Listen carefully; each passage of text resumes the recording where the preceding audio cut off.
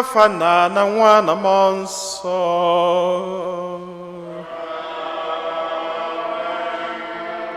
Ka ngọzi nke Onyenwe anyị Jesu Kristi na ịhụnanya nke Chukwu Nna na ịdịkọ n'otu nke Mmụọ Nsọ na-enye dịrị unu niile.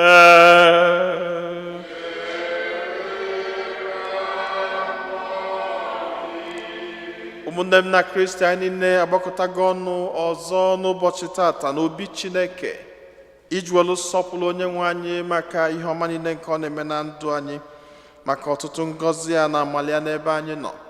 Ka anyị na-ekene Chineke maka ihe ọma ndị a niile, ka anyị na-ewelu onwe anyị, na-ewelu ezinụlọ anyị, na-ewelu atụmatụ anyị niile nke izu ụka ọfụ n'ụwa nke anyị banyere, na-erunye n'aka Chineke, na-ayọ ka ọ na-edu anyị, ka ọ na-agbazila anyị, ka ọ na-agọzi anyị. Anyị nwere ọtụtụ ebumnobi ndị ọzọ nke anyị ji gbakọta ọnụ n'aja masị n'ụwa, ka anyị nata na isi a na-arụnye Chineke ebumnobi ndị ahụ niile.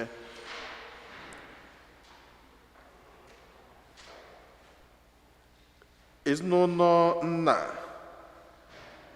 Tobias na Basilia Nna na-ekene Chineke maka ihe ọma niile nke ọ na-eme n'ezinụlọ ha. Chuck na Priscilla Okolo na-ekenekwazi Chineke maka ngọzi ya niile n'ezinụlọ ha.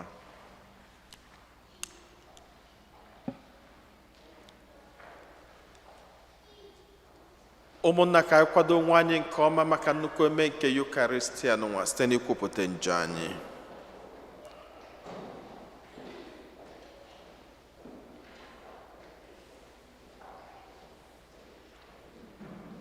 Ekwupụta m ngwa Chineke ji ike niile na unu ụmụnna m, na-emehiela m nke ukwuu site n'echiche na okwu na omume, na site n'ịrapụ ezi omume o kwesịrị na mụ ga-eme, site na mmehie m, site na mmehie m, site na mmehie m nke kasị ukwuu. Nye ka m ji ayọ Maria dị ngọzi, Virgin ọbụ, na ndị nsọma na ndị nsọ niile, na unu ụmụnna m, ka unu rịọbara m osebụ ụwa Chukwu anyị ayịyọ. Ka Chineke ji ike niile mere anyị ebere, gbaghara anyị njọ ụwa anyị, duru anyị na ndụ ebe ebe.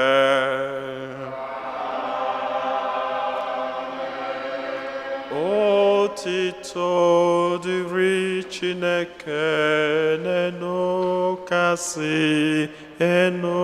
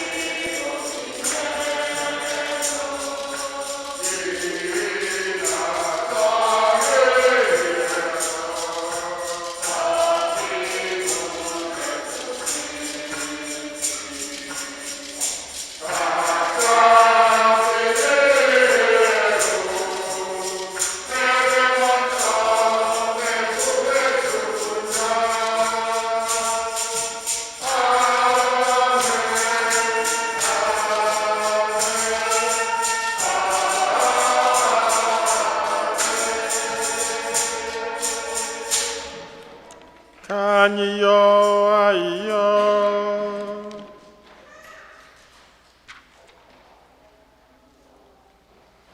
Chineke ji ike niile, anyị na-arịọ gị mee ka anyị na-achịgharị ihe bara uru n'echiche anyị mgbe niile, ka anyị na-eme ihe ga-amasị gị, ka okwu ọnụ ka omume, ka anyị wee rue na ngwụcha nke ndụ.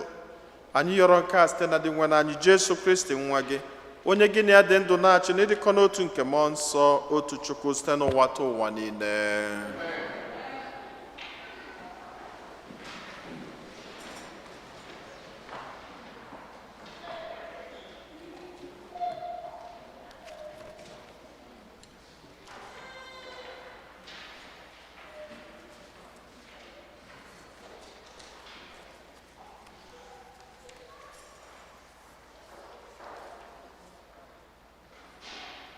Ihe ọgụgụ ewetara n'akwụkwọ mbụ nke Samuel. Sọl kpọrọ 1,000 mmadụ atọ bụ ụmụ okorobịa ahọrọ ahọ n'ala Israel garuo n'ịkpa nke Zif. Ọ bụ David ka ha na-achọ n'ọzara nke Zif. David na Abishai jiri abalị gagharịa n'etiti ndị agha Sọl, wee hụ Sọl ka o dina na-ehi ụra ebe a gbara ogige gburugburu. Arụnyere ube Sọl n'ala na akụkụ isi ya. Abna na ndị agha dinara Sọl gburugburu. Abishai gbara ya David n'izu sị, taa osebruwa ewerela onye iro gị nyefee gị n'aka. Ya bụ, ka m were ube nke ya kpọgide ya n'ala. Naanị otu mma ube, agaghị m ama ya ugboro abụọ. David aza Abishai sị, emerụkwala ya ahụ. Kedu onye ga-ewelite aka ya megide onye Chineke tere ude, aghara inye ya ọpịpịa maka ya? David ewere ube ahụ burukwa ite mmiri dị n'akụkụ isi Sọl. Ha were rie ọsọ. O nweghị onye hụrụ ha, nke ọ na-enwe onye mara ihe merenụ. Ọ dịghịkwanị onye tetara n'ụra, n'ihi na ha dum nọ n'oke ụra nke esiri n'aka osebruwa dịkwasa ha. David wee gafere na mpaghara nke ọzọ, were guzoro n'elu ugwu n'ebe dị anya. Nnukwu mbara ala kewara ha. David wee kpọọ sị, nke a bụ ube eze. Otu onye n'ime ndị agha unu gafeta bịa were ya. Dị nwenụ na-akwụghachi onye ọbụla ụgwọ otu ezi omume na ịhụba isi ya si dị. Taa ka dị nwenụ were gị nye n'aka m, mana agaghị m ewelite aka megide gị bụ onye Chineke tere ude. Okwu nke osebruwa.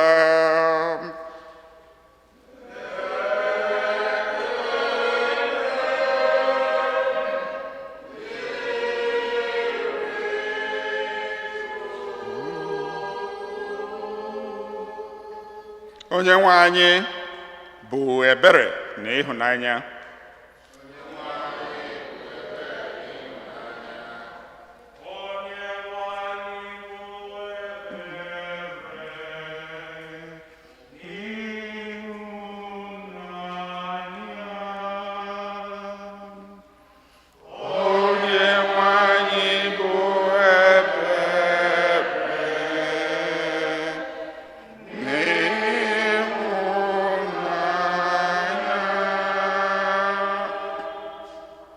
ihe niile dị n'ime m, gọzie aha nsọ ya.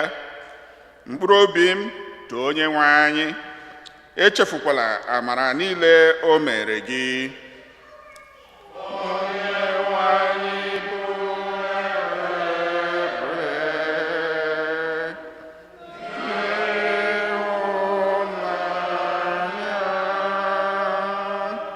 Ọ bụ ya na-agbaghara njọ gị niile, ọ bụkwa ya na-agwọ ọrịa gị niile. Ọ na-agbapụta ndụ gị ka ị ghara ịla n'iyi. O ji ịhụnanya na ebere kpugide gị okpueze.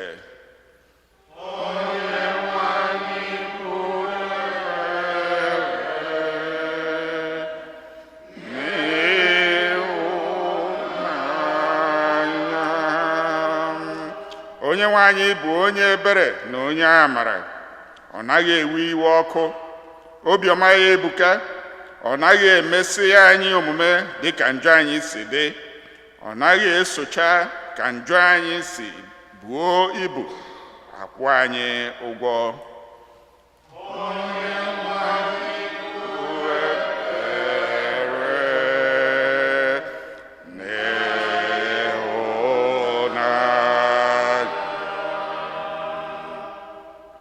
Dị ka ọwụwa anyanwụ si tee aka n'ọdịda ya, otu ahụ ka o si ewetu mmehie anyị aka n'ebe anyị nọ. Dị ka nna si nwee obi ebere n'ebe ụmụ ya nọ, otu ahụ ka Onyenwe anyị si emere ndị na-atụrụ ya egwu ebere. Onyenwe anyị bụ ebere.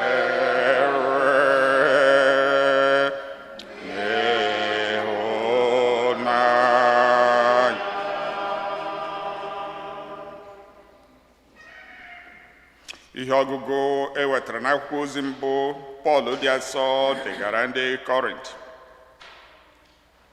E dere ya n'akwụkwọ nsọ na nwoke mbụ ahụ bụ Adam bụ mmadụ dị ndụ, ma Adam nke ikpeazụ aghọọla mmụọ na-enye ndụ.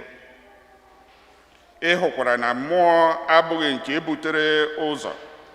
Nke butere ụzọ bụ mmadụ, nke bụ mmụọ wee na-esota. Nwoke mbụ onye nke ụwa, nwoke mbụ bụ onye nke ụwa esiri n'aja kpụọ. Nwoke nke abụọ bụ onye nke igwe. Ndị akpụrụ n'ụwa dị ka onye nke ụwa, ndị akpụrụ n'igwe dị ka onye nke igwe. Otu ahụ anyị si yi onye nke ụwa ka anyị sikwara nwee oyiyi nke eluigwe. Okwu nke osebrụ ụwa.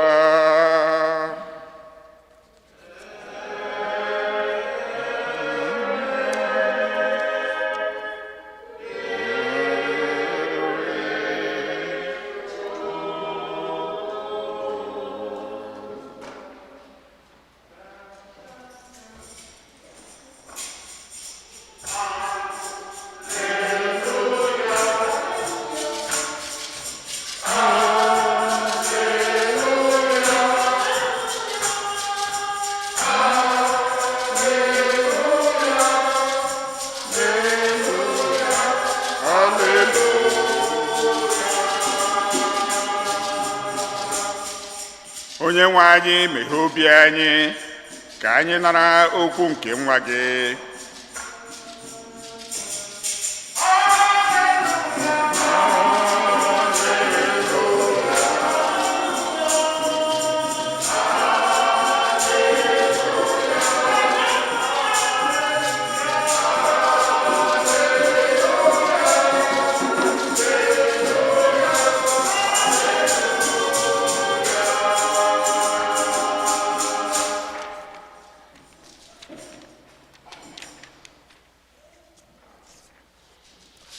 Onyenwe anyị nọnyelu nọ.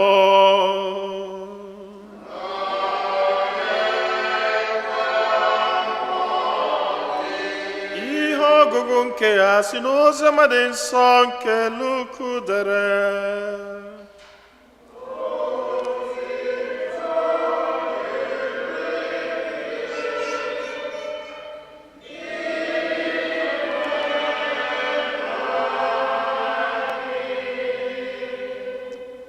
Jesu gwara ụmụazụ ya sị, ma ana m agwa unu bụ ndị na-anụ okwu m, na-ahụnụ ndị iro unu n'anya, na-emerenụ ndị kpọrọ unu asị amara, na-agọzinụ ndị na-abụ unu ọnụ, na-ekperenụ ndị na-emegbu unu ekpere. Ọ bụrụ na onye ọbụla amaa gị ụra n'otu ntị, tụgharịara ya ntị nke ọzọ. Ọ bụrụ na onye ọbụla azọrọ gị oke uwe gị n'ike, hapụ ka o were kọọ uwe ime gị. Onye ọbụla rịọrọ gị ihe, nye ya. Ọ bụrụ na onye ọbụla ewere ihe gị n'aka ike, agara ịnapụ ya. Ụdị ihe ahụ unu chọrọ ka e mere unu, na-emerenụ ya onye ọzọ. Ọ bụrụ na ndị unu na-ahụ n'anya bụ naanị ndị hụrụ unu n'anya, oleekwanụ oke ihe unu mere? Ọ bụrụgodu ndị na-eme arụ, ọ bụ na ha anaghị ahụ ndị hụrụ ha n'anya? Ọ bụrụ na sọ ndị na-emere unu ihe ọma ka unu na-emere ihe ọma, kedu ebe unu gbadoro aka n'ụgwọ ezi omume? Ọ bụrụgodị ndị na-eme arụ, ọ bụ na ha anaghị eme otu ahụ? Ọ bụrụ na ndị unu na-ebinye ihe bụ naanị ndị unu nwere olileanya na ha ga-akwụghachi unu ụgwọ ya, olee oke ihe unu mere? Ọ bụ na ndị na-eme arụ anaghị ebinye ndị na-eme arụ ibe ha ihe, nwee olileanya na ha ga-anaghachi ya ihe dum ha binyere? Na-ahụnụ ndị iro unu n'anya, na-emerenụ ha ihe ọma, binyenụ mmadụ ihe, na-atụghị anya na a ga-akwụghachi unu ụgwọ. Mgbe ahụ ka a ga-akwụghachi unu ụgwọ buru ibu. N'ezie, mgbe ahụ ka a ga-akpọ unu ụmụ nke onye kacha elu, n'ihi na ọ na-ewere ihe ọma nye ndị ajọ omume na ndị anaghị ekele ya ekele. Nwee n'obi ebere dịka nna unu si nwee obi ebere. Unu ekpela mmadụ ibe unu ikpe, ka a ghara ikpe unu ikpe. Unu amakwala onye ọbụla ikpe, ka a ghara ịma unu ikpe. Gbaghara n'ibe unu, ka e were gbaghara unu. Nye n'ibe unu onyinye, ka e were nye unu onyinye. A ga-ebunye unu ihe ọma n'akpa buru ibu, nke a yọgharịrị ihe dị n'ime ya, nke a sụjuru n'ọnụ, nke ihe ọma jupụtara na-awụsi. Chineke ga-adọba ihe ọma n'akpa ukwu unu, n'ihi na ụdị akpa unu ji tụrụ mmadụ ihe ka Chineke ga-eji tụrụ unu ihe. Oziọma nke osebruwa.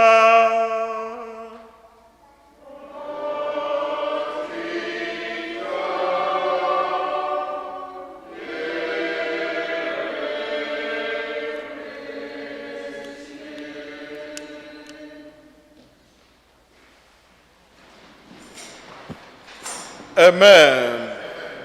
Amen. Otuto dịrịnụ Jesu, onye jisi ike. Ezi Chineke dị mma, imeela n'ụbọchị taa. Ezi Chineke dị mma. Ezi Chineke dị mma.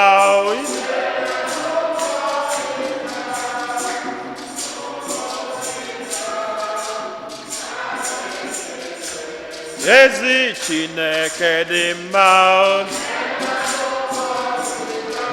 ezi Chineke dị mma,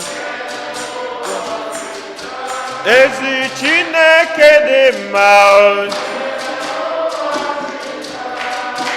n'ụbọchị taa nara ekele, ezi dadi anyị dị mma, n'ụbọchị taa ezi Chineke dị mma, imeela n'ụbọchị taa ezi Chineke dị mma, n'ụbọchị taa nara ekele. Amen. Unu jee. Anyị na-ekene Chineke onye fụrụ anyị n'anya n'ụzọ pụrụ iche maka ngọzi ya niile. Ọ bụ Chineke dobere anyị niile ndụ welute n'ụbọchị tata. Ya mere anyị ji ebunye afọ enu na-anabatakwazị n'ụzọ pụrụ iche our youngest Christian in the house.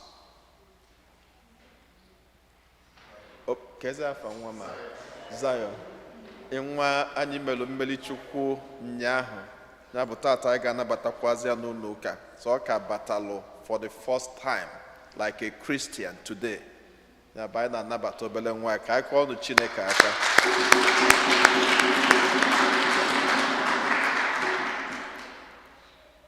Tata Chineke chọrọ izi mụ na gị ozi. Ndị gere ozi ọma ọfụma gekwazila ozi ọma izu ụka gara aga ga-afụ na ozi ọma tata bụ continuation of the Sermon on the Mountain.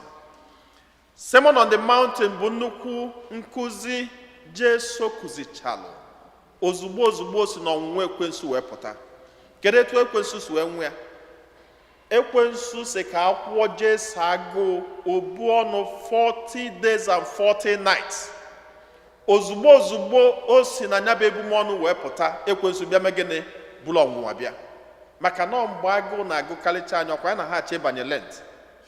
By March, I think March 2nd, 3rd, anyị abanye Ash Wednesday. Anyị kikira, mgbe ha ga-ebido struggle, that is when the devil comes.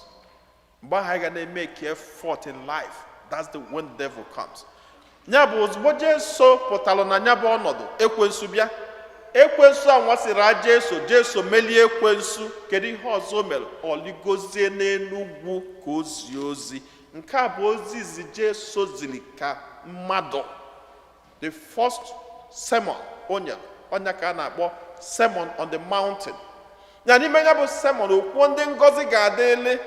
Mgbe o kwụsịrị ndị ngọzi ga-adịle ka ọ gbadatazi wee kwuo nke o kwuru tata, wee nye nnukwu nkọwa wee sị,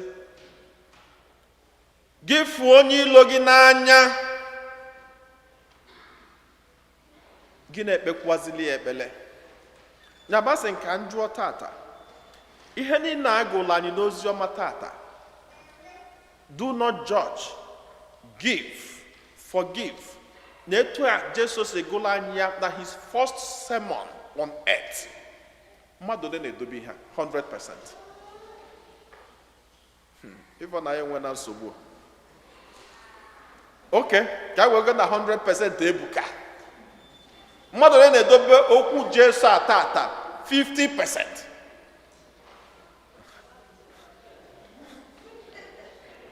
Ife na ya katọla atọ.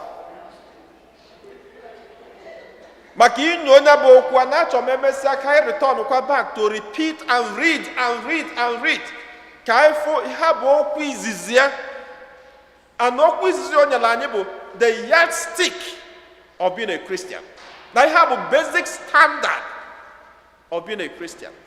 And mgbe ụfọdụ anyị na-enecha some of these things anya ka ihe dị impossible. Ka anyị na-elere instance, enwe one old man sometime nje na Nigeria. So this older woman mụtara ụmụ nwetụlụ ihe. So ụmụ ya na-ada ebutebeli ya rice, ji na ngwongwo na ngwongwo. Mana ha nwere relatives. These relatives kpọchachalụ nwaanyị ya asị, either out of jealousy, I don't know. Mana, they have never treated her well. More for her broadcast afia, condemning her and all that out there.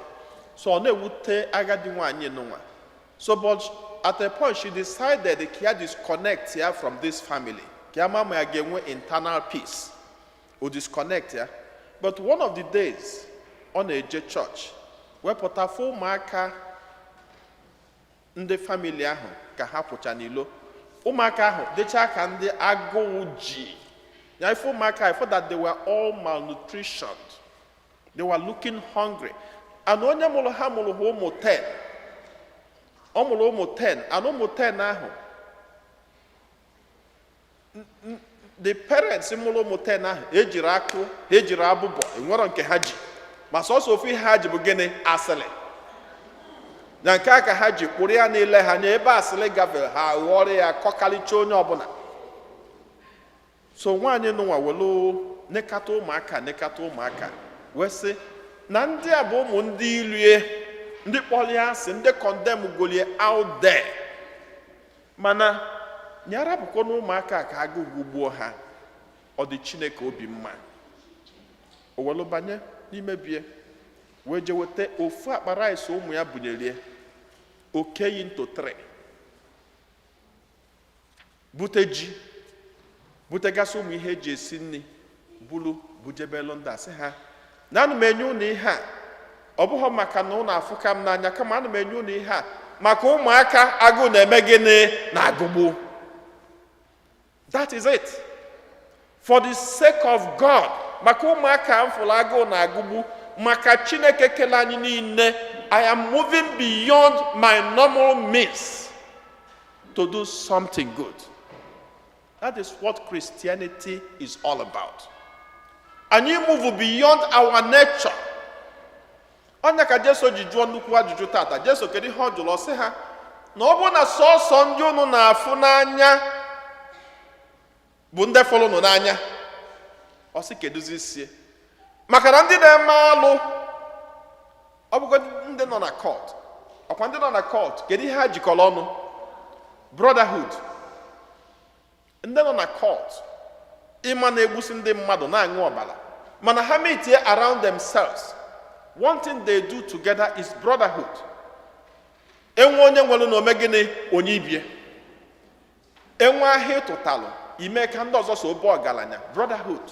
Jesu sị na ndị na-eme alụ na-afụ onwe ha n'anya keduzi ihe dị iche n'ebe ị nọ na ndị ahụ na-eme alụ.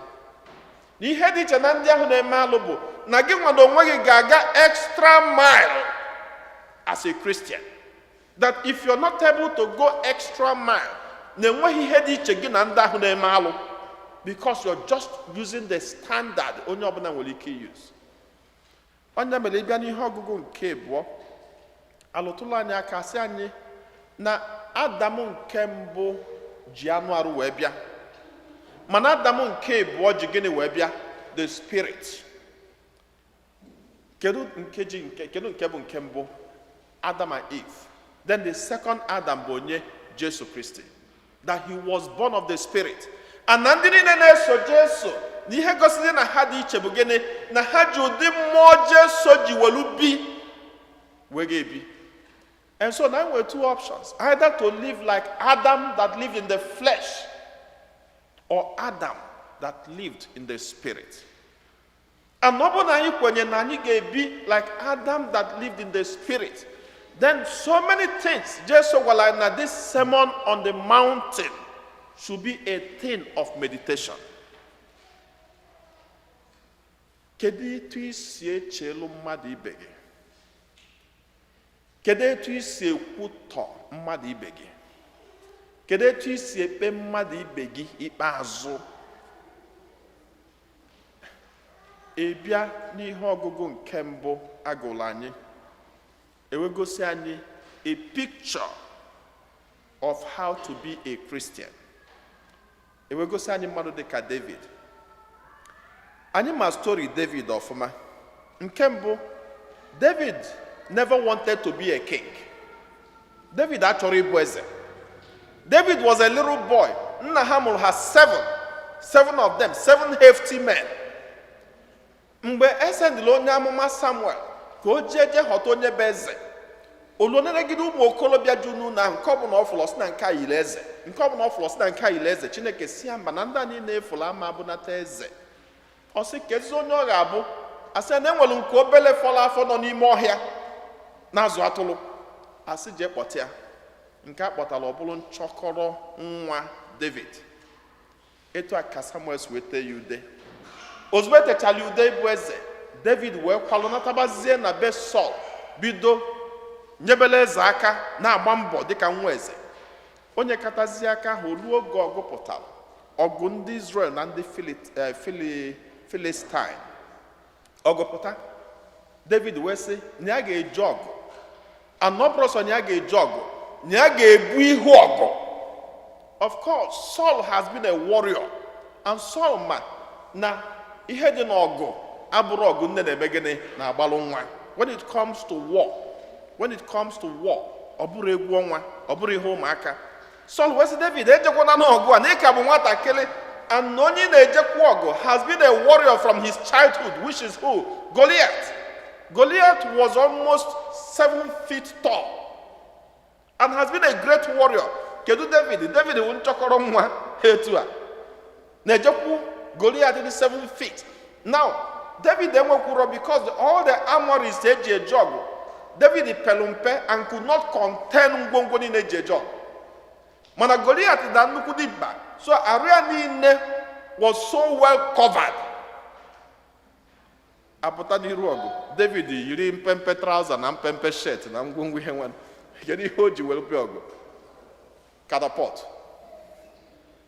Then nke ọzọ bụrụ ngwongwo niile eji anụ kwụrụ etu a nekatịa sị nwa nruo oge arụ eme gịnị esesa ngị. Mana o chefuo na onye na-anụ ọgụ bụ onye Chineke. O chefuo na onye na-abọ ọbọ bụ onye Chineke. Ọgụ esetie pem. Ebe ahụ niile Goliath yichichara, maka o yigide yichie ebe a, yichie ebe niile, yichie ụkwụ, yichie aka. Kedu ebe ihe David tụrụ? Ebe a. The only space in his face, ebe Chineke direct n'okwute ahụ. And okwute ahụ abịa, kedu etu okwute si ga? Ọ banye n'isi, cross to the bread. Goliath dinner. That was the end of Goliath. Gịnị meziri after Goliath? Saul was so excited. Saul was so thankful to God. Wow. One after David. Ka na anatazi ọgụ. Mpitikwe. Ụmụ nwaanyị bido egwu. Saul ị na-egbu na 100 o, David ị na-egbu na 1000. Agụba egwu ndị na-ajakanye mmadụ a na-ajakanye Saul igbo David wo ajaba na-akụ ịgba.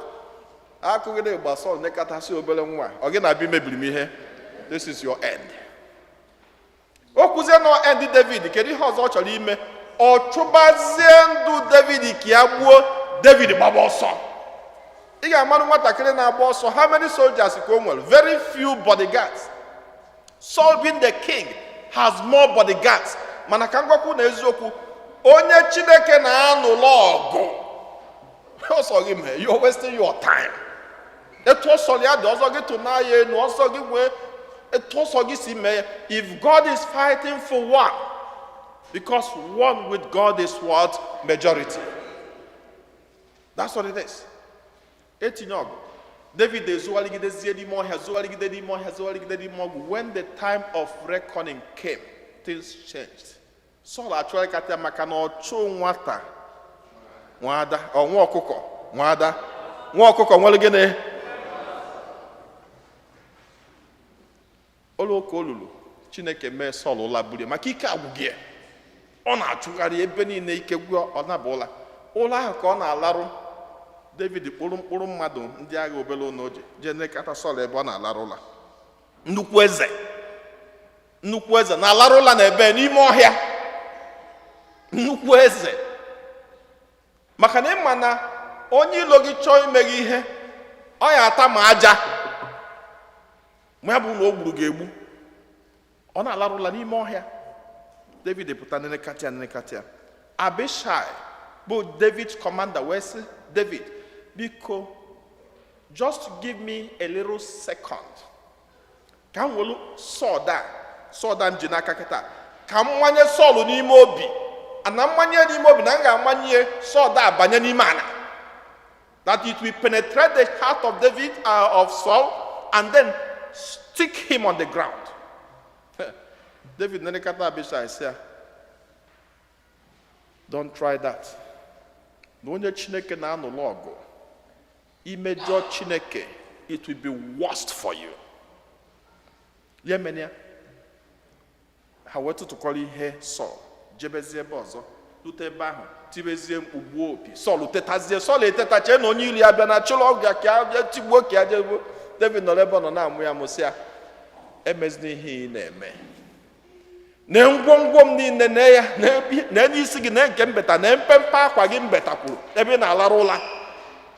If I wanted to kill you, I will kill you.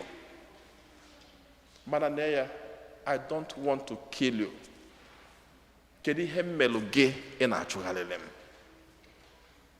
Ụmụnne m na Kristi, mgbe ụfọdụ we have to move beyond our instincts and our pure reasoning into our Christian life. Ngwanenegodi David. Ihe ga-ajụ onwe gị tata bụ, ọ bụrụ na ị bụ David fụrụ ụdị ihe a, gịnị ka ị ga-eme? The natural translation anyị ga-enye bụ na Chineke emego gịnị? Na Chineke achọgo ka ya mee gịnị? Ka ọ zọpụta gị tata. And so the next thing ị ga-eme bụ ime gịnị? Iwelu nya bụ ube mee gịnị? Mọnye Sọl n'ime obi, because Chineke ewelugo onye ilo gị mee gịnị? Tie gị n'aka. That is the natural instinct.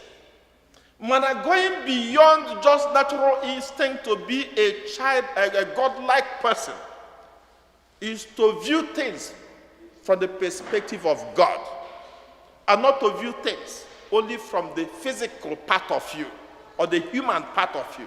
Na anọkatazi iche echiche, ọ bụrụ na Chineke nọ ebe a, gịnị ka ọ ka eme? Ọ gịnị ka ọ ka achọ ka ime? That's where the issue is. Ị na-anya na be anyị sometimes, ị ga-afụ mgbe ụfọdụ na ka anyị uzo ihe dị ka families, ọ ga-abụ enwe ike akpọta maid na-eku nwa, maid ahụ na-enedo ụmụaka anya, ụmụaka na-eto, maid ahụ ga-echute mmiri, ọ bụ ndị bi na 4-story building, maid ahụ ga-agbadata n'ala buo mmiri to the 4-story building, nyanwa ga-esi nri, nyanwa ga-aza ụlọ, nyanwa ga-asụ akwa, nyanwa ga-eyi nka akwa, ọ ga-asụ akwa niile dị mma, yiri nka akwa. Then ụmụ madam na ọga a na-agụ ebe na private school, kedu ebe maid ga na-agụ? N'ebe a na-ezu ori, na skuulu commercial, na commercial, maọbụ ebe ụmụaka na-ezu ori maka ọ bụrụ nwa mmadụ ka ọ bụ. Enwere setting nke mma, nwatakịrị m na-ekwu kịta, coincidentally ka Chineke si eme ihe, ma Chukwu ebuka. Ka Chineke si eme ihe, nwatakịrị m na-ekwu kịta na-anụ di bi na New York ebe a. Ọ bụrụ etu madam ya si megidie mbọsị nwaanyị a pịara ya ịtarị, azụ ya niile pụrụ apụ. Gịnị ka o mere? Eji pịa ya ịtarị. Na tumbler eji agbanyelụ ndị mmadụ wine dara n'ala.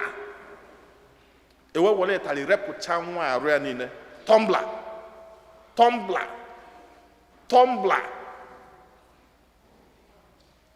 Ewe were ịtarị sekacha nwa. O die ya.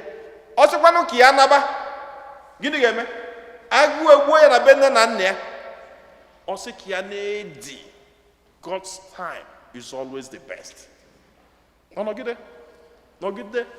The worst thing mere nwaanyị a bụ na nwaanyị azụgidere ụmụ ya zụjechaa ha nzuzu. Enwere na-esi nri, enwere ma azụ ụlọ, enwere na-eme nke a. Sọsọ ihe ụmụ ya mụtazi bụ ha dobe ego ụmụ ya megịnị ejezulu.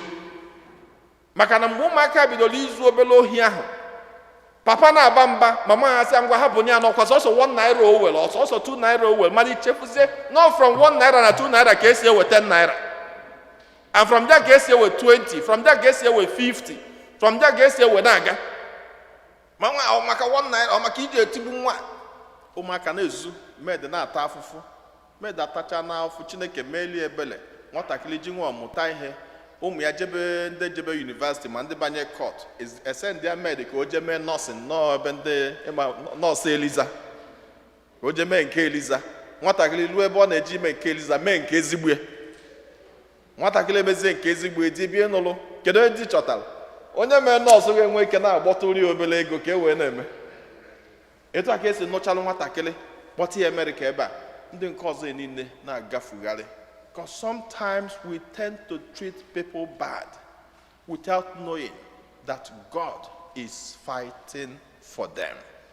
Ụmụnne m na Chineke, mgbe ụfọdụ mmadụ na-emegbu gị, ọ bụ mmadụ na-etinye gị n'ọnọdụ obi mgbe ọsị abụgodị di na nwunye, ọsị abụgodị in every situation, always look up to God.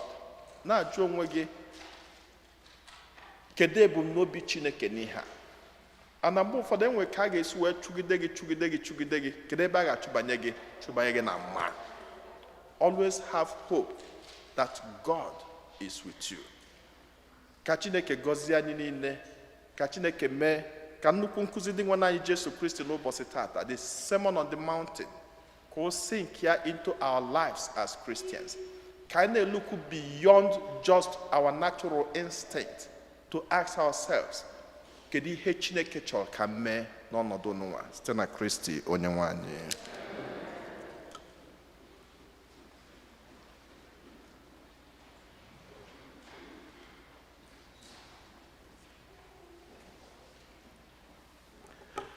Ekwe m n'otu Chineke na jikere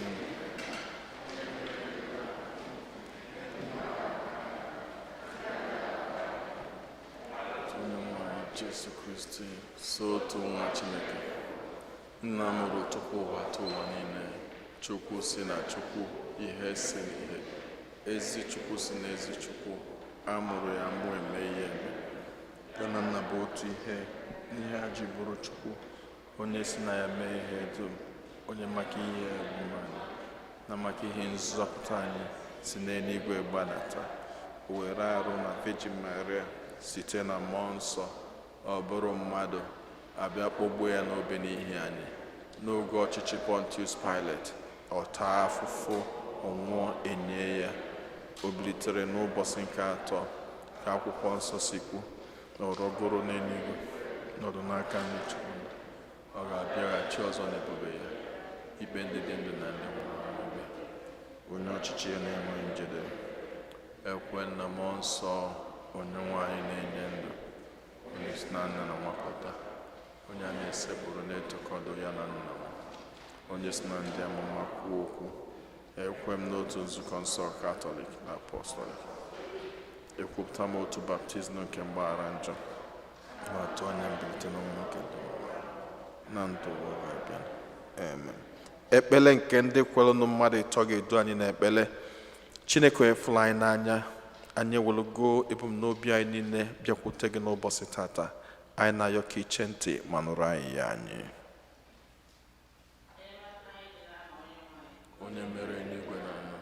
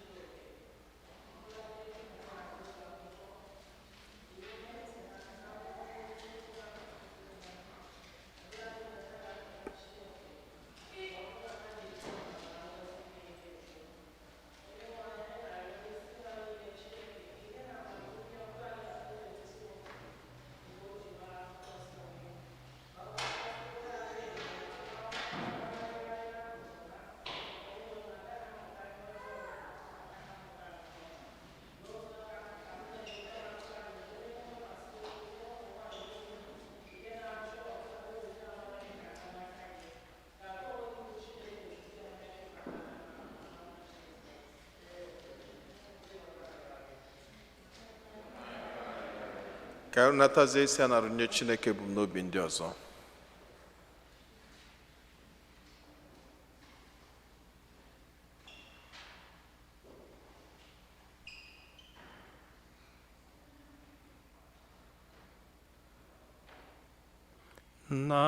Nara, nara, o, narekenem, narekenem, o. Nara, nara, o, nara yiyom, nara yiyom.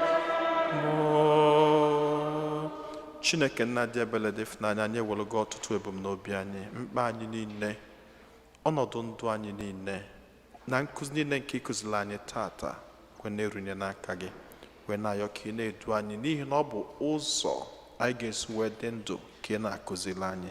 Anyị wee na-ayọ ka ị na-edu anyị, ka ị na-agọzi anyị, ka ị na-agba anyị ume, ka ị na-egosi anyị ụzọ kacha mma anyị ga-esi wee na-ebi ndụ, ka aṅụrị anyị wee buola anyị bụ n'ụwa anụnwa, ka ọ ga-aba ịgbacha ọsọ ndụ enwekwa n'ike n'oge ikpeazụ ahụ, binyekwala gị na aṅụrị ebebe n'eluigwe site na Kristi onye nwe anyị.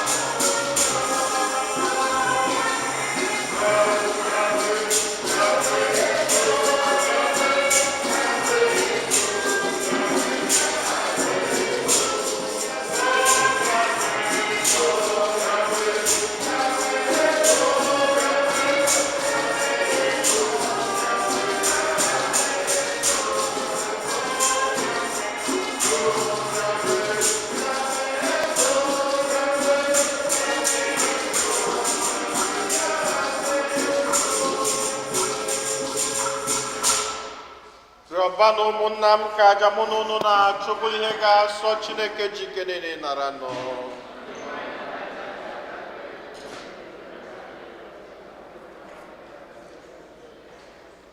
Dị nwenụ biko nara aja nke a, o kwesịrị na anyị bụ ụmụ odibo gị ga-ehunyere gị. Anyị ji ume na-arịọ ka ofufe anyị na-efe gị iji sọpụrụ ebube eze gị na-aga n'ihu n'ime anyị, wee duru anyị na nzọpụta ebighị ebi. Ayọrọ nke a site na Kristi onye nwe anyị.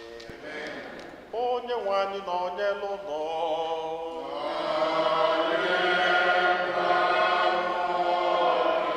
Welite n'obi enu.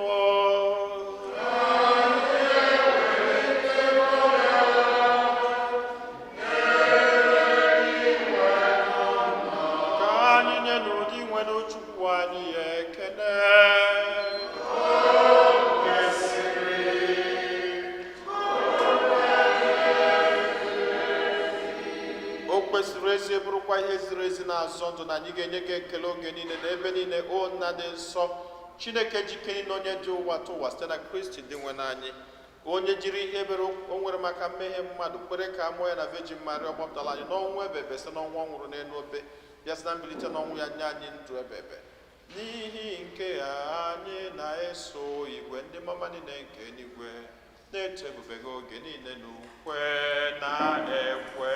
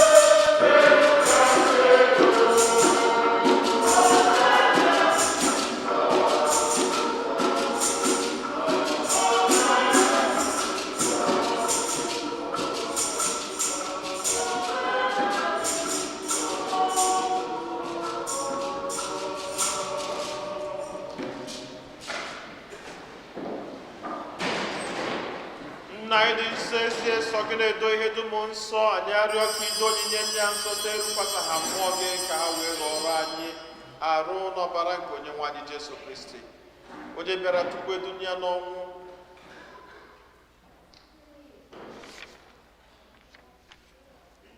nke o jiri aka ya wee nara, o were achịcha nye gị ekele n'otito, nyawa ya nye ya ụmụazụ ya sị, naranụ nke a, rienụ ya unu niile, nke a bụ arụ m nke a ga-eduru nye maka unu.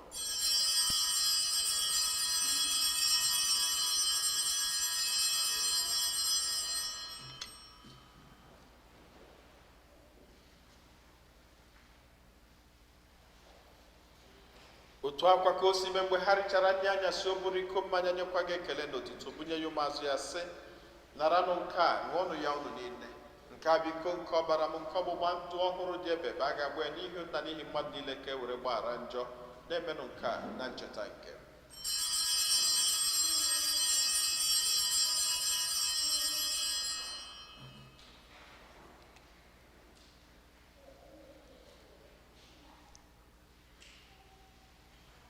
Ka anyị kwupụtanụ n'ihe omimi nke okwukwe anyị na-eme ugbu a.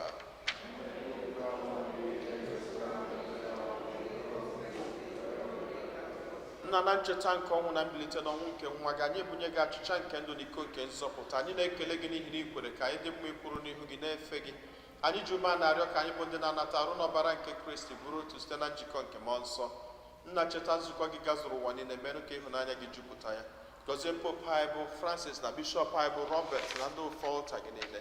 Chetakwa ụmụnna anyị ndị ji okwe wega n'ezumike nke ọnwụ, kpọbata ha na ndị ọzọ niile nwụrụ anwụ n'ihe nke ebube gị. Biko meela anyị niile ebere, ka anyị soro Virgin Maria dị ngọzi ndị nke Chukwu na ndị apọstọl na ndị nsọ gị niile, ndị mere uche gị ma wee keta ndụ ebebe. Ka anyị sorokwanụ ha na-eto gị na-edo gị ebube site na Jesu Kristi nwa gị.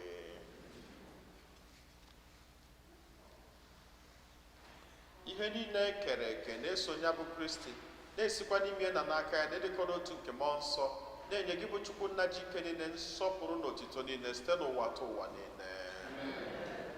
Nna anyị nọ n'eluigwe,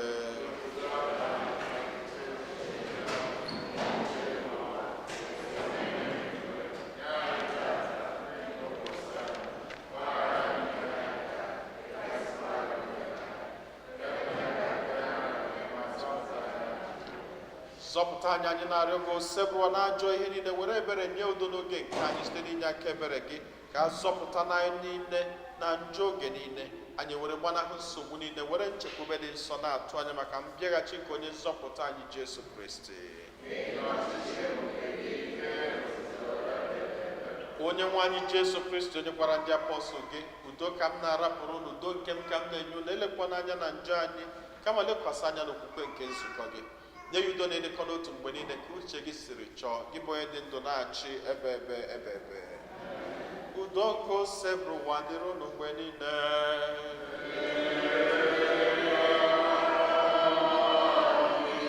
Nyerịta n'onwe unu wee kene nke udo.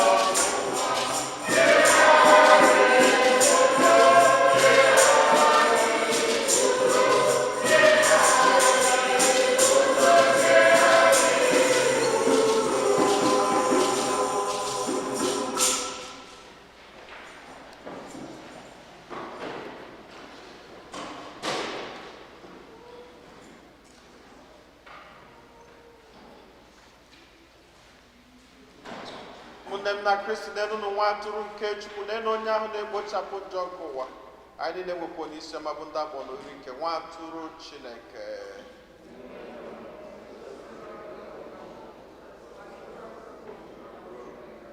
Ka arụ n'ọbara Kristi chekwaba anyị niile wee rue na ndụ ebebe.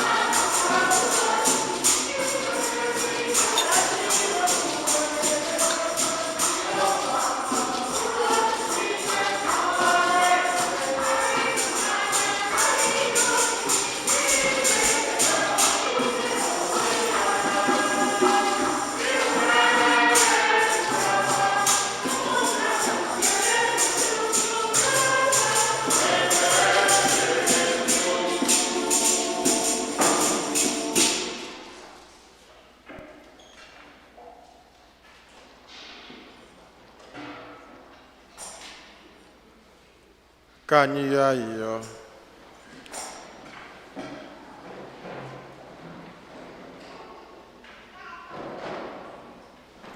Chineke ji ike niile, anyị na-arịọ gị ka anyị rite uru dị n'ihe nzọpụta nke a, ebe i jirila ahụ n'ọbara Kristi anyị natara gbaa anyị ibe nke ndụ ebighị ebi. Anyị yọrọ nke a site na Kristi onye nwe anyị.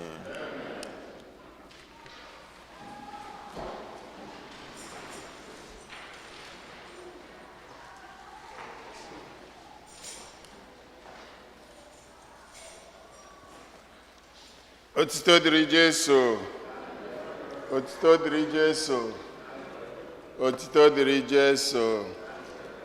Second collection for religious education. Biko, generously donate. Choir.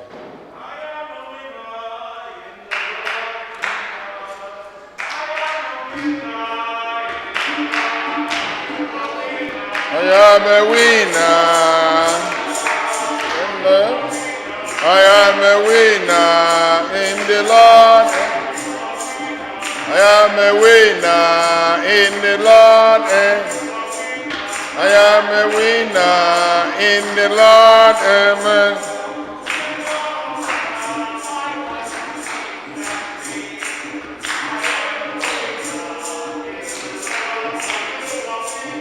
I am a winner. I'm a winner. I'm a winner. The Lord, amen. I'm a winner. Amen.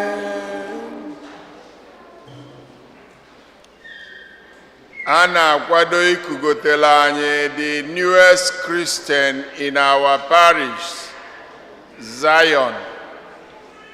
Kafana akwado ka mmegodo announcement ndị ọzọ.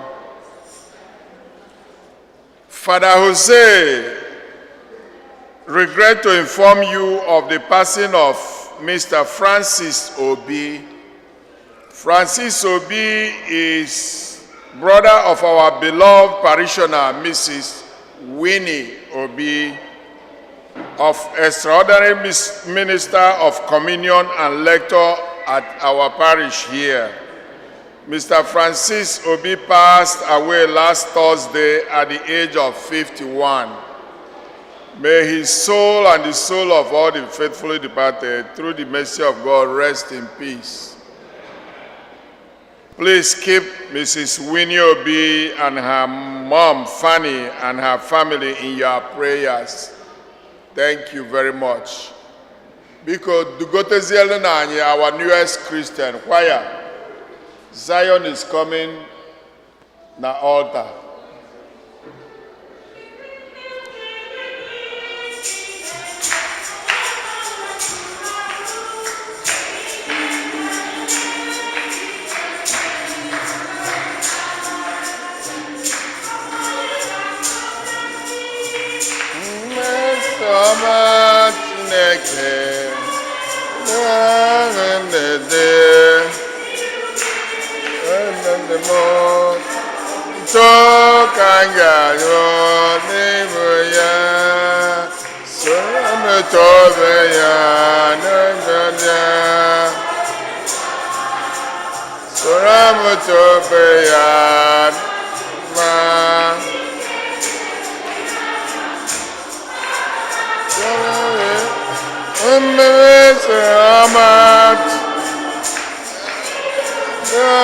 Chineke karịsịa